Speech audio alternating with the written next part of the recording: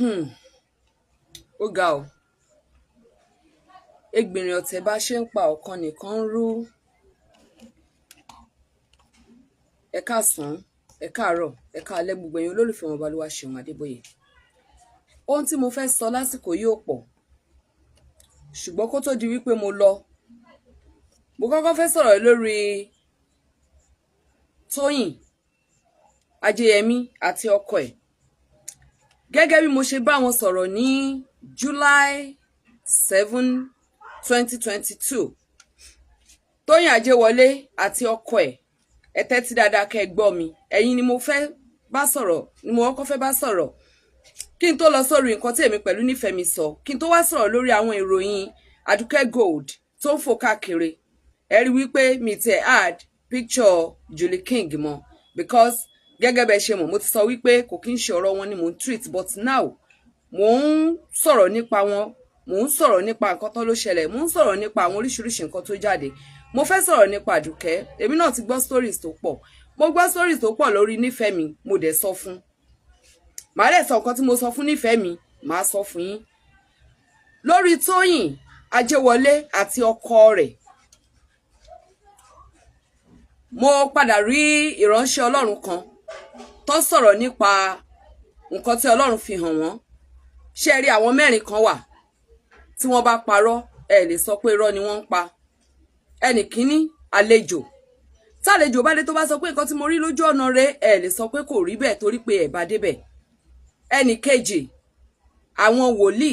Tí wòlíì bá sọ pé nǹkan tí Olúwa fi hàn mí rèé, ẹ lè sọ wípé kò rí. Ẹnì kẹta, àgbà. Tí àgbàlagbà bá ń bárù mi sọ̀rọ̀ tó sọ pé n tó ṣẹlẹ̀ ní 1920 rèé, tó bá jẹ́rọ̀ mi ò lè já wọn torí mi ò sí ń bẹ̀. Ẹnì kẹrin, aláboyún. Aláboyún yé ibi bẹ́ẹ̀ ló ti gún mi o, ibi bẹ́ẹ̀ ló ti lè bá jiyàn. Kódà tí aláìsàn bá ń parọ́ ò ní mọ̀. So mi ò kí ń pèèyàn lónírọ́. Ó tí ìránṣẹ́ Ọlọ́run yẹn sọ nípa Tóyìn Àìmàkù ní wípé kó lọ ṣiṣẹ́ dáadáa lórí ìgbéyàwó ẹ̀, wípé nítorí ìjì yẹn máa dé tó máa jà. Tóyìn Àìmàkù jọ, sórí ìrántí Ọlọ́run bá ti fi hàn, Ọlọ́run ó fẹ́ kéèyàn ṣiṣẹ́ lórí ẹ̀ ni. Má ignore ẹ̀. Wòlíì yẹn náà ló sọ̀rọ̀ wípé òun rí nǹkan kan nípa pé wọ́n parọ́, wọ́n sọ̀rọ̀ nípa bí olè, nípa ọ̀rẹ́ ẹ̀ tọ́jọ́ máa ń jà all the time yẹn, tó dẹ̀ padà ṣẹlẹ̀. Bó tẹ̀ jẹ́ wípé oríṣiríṣi àwọn nǹkan kan ló jáde láti ìgbà yẹn. Èmi máa ń fẹ́ kó jẹ́ pé tí wọ́n bá sọ ìran fún yàn, irọ́ ni o, òótọ́ ni kéèyàn ṣiṣẹ́ tọ̀. Lákọ̀ọ́kọ́ ná, tí ìran yẹn bá wá láti ọ̀dọ̀ Ọlọ́run Olódùmarè, òótọ́ ló jẹ́, èèyàn gbọ́dọ̀ ṣiṣẹ́ tọ̀. Tí ìran yẹn bá wá láti ọ̀dọ̀ ìránṣẹ́ Ọlọ́run tó jẹ́ tèṣù, èèyàn gbọ́dọ̀ ṣiṣẹ́ tọ̀ nítorí pé wọ́n ń gbàgbára láwọn ibì kan. Ó ní nǹkan fi ń wẹjú, ó dẹ̀ ní nǹkan tó fi ń banu. Mo ti sọ experience mi pẹ̀lú ìkan lára àwọn tí mò ń gbà nímọ̀ràn àtàwọn tí mò ń kó mọ́ra tájọ́ rọra wa lọ́wọ́.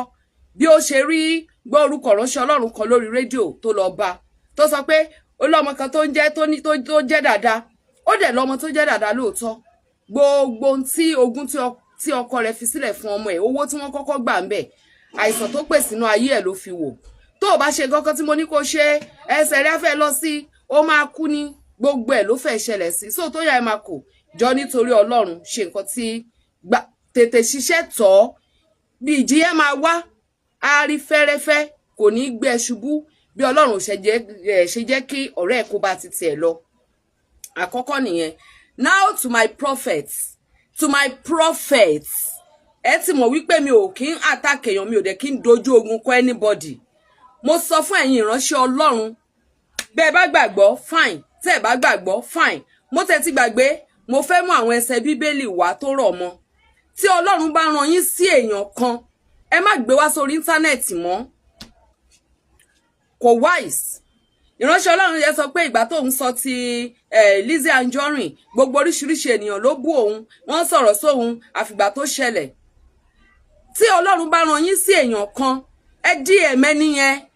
Nígbà tí mo ń wo preaching yẹn, èmi gangan, I felt bad. Mo feel bad pé kó wá lọ jẹ́ pé ọ̀rọ̀ ìdílé mi ni wọ́n gbé wá.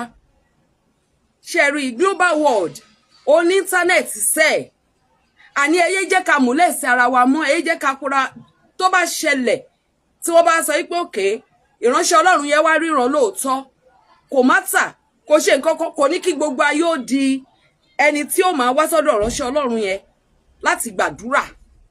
Ẹ jẹ́ ká máa ṣe nǹkan tó bá ti jẹ́ Christianity. See the way they are saying religion is a scam, Christianity is a scam, kíníkan is a scam. Èmi ń jà o fún ìrere Jésù o, torí religion ti tèmi tí bàbá tèmi fi lé mi lọ́wọ́ kì í ṣe scam.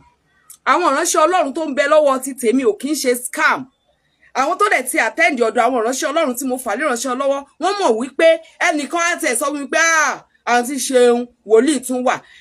Nígbà tó lọ sọ́dọ̀ bàbá mi ní Ìkirè, kọ́lọ́run kó bá mi délẹ̀ fún bàbá Oyèdèjì, àwọn náà ní kí bọ̀dà Gbénga ó gba iṣẹ́ Olúwa, wọn gbà. Nígbà tó kù díẹ̀ kí wọ́n kó sọ pé Gbénga iṣẹ́ t'Olúwa ní kó gba, iṣẹ́ t'Olúwa ní kó gbà, àwọn náà ríran pé wọn gbúdọ̀ jàmàlà, wọ́n dẹ̀ jẹ́. So àwọn ìránṣẹ́ Ọlọ́run tèmi ò kí ń ṣe scam, Jésù tèmi ò kí ń ṣe scam, Bíbélì ti tèmi ò kí ń ṣe scam, Ọlọ́run tèmi ò ń ṣe scam. So ẹ̀yin lẹ jẹ́ kí wọ́n máa fi ẹrẹ̀ yí gbogbo wa lára. Tí ẹ bá rí ìránṣẹ́ orílẹ̀-èdè Nàìjíríà ẹ gbé wá sórí àtẹ, tẹ́ bá ìránṣẹ́ orílẹ̀-èdè Amẹ́ríkà ẹ gbé wá sórí àtẹ, ṣùgbọ́n tẹ́ bá ìránṣẹ́ ẹyọ ènìyàn kan, find the way to reach that person. Ayé ti lu kára bí ajere. Ẹ máa sọ secret tí Ọlọ́run fi hàn yín nípa èèyàn kan ní orí afẹ́fẹ́ mọ́. Kí ni reason?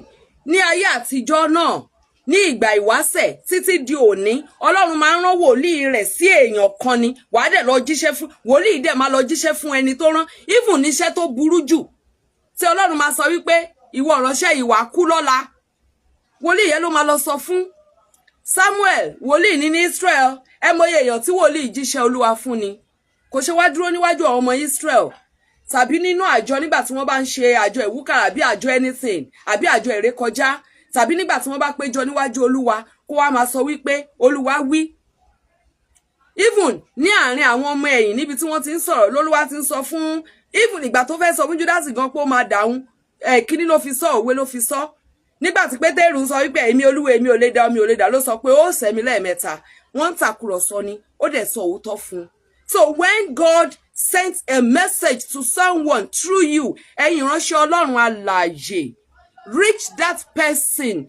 Let her or him keep it to himself or herself. Tó bá wù kó ṣiṣẹ́ tọ̀, tó bá wù kó má ṣiṣẹ́ tọ̀, kẹ́ fi yòókù sílẹ̀ wípé ẹ ti sọ tí ọrùn yín ti mọ́. Èmi ò ní delight nínú kí n máa come across ìgbésí ayé èèyàn kan pé torí pé ìránṣẹ́ Ọlọ́run kan sọ, tó bá come to pass, àwa ní mo ti sọ, ó come to pass. Ṣé rí gbogbo àsọtẹ́lẹ̀, gbogbo ìríran àti ìtumọ̀ àti àlá gbọ́dọ̀ dá ògo padà fún Ọlọ́run Olódùmarè, torí pé kò wá láti ibì kankan, ọ̀dọ̀ Ọlọ́run ló ti ń wá. Kí ló sọ nínú ìwé mímọ́? Ní ìkẹyìn ọjọ́ èmi ó tún nínú ẹ̀mí mi sí ara ènìyàn gbogbo, àwọn ọ̀dọ́ yín lọ́kùnrin àti lóbìnrin wọ́n máa sọ tẹ́lẹ̀, àwọn ọmọdé àwọn arúgbó yín wọ́n máa ríran. Oríṣiríṣi ìran ló dẹ̀ wà, ìmàyà wà, ìwọ̀n tí ìyàkọ́jọ́ oríṣiríṣi ẹ̀ ló wà. Ẹ má jẹ́ ká lọ síbẹ̀ yẹn, ẹ jẹ́ ká lọ síbi eléyìí tá wà lónìí.